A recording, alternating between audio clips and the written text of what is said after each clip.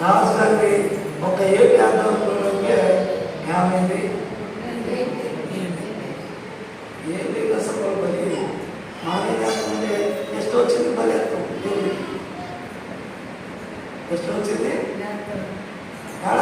కానుకలు పెట్టు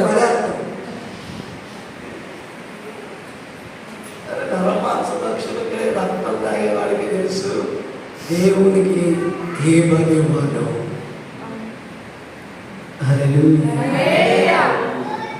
రైట్ ఏమైంది మొత్తానికి రాజుగారు పెట్టాడు, రాజుగారు పారిపోయాడు.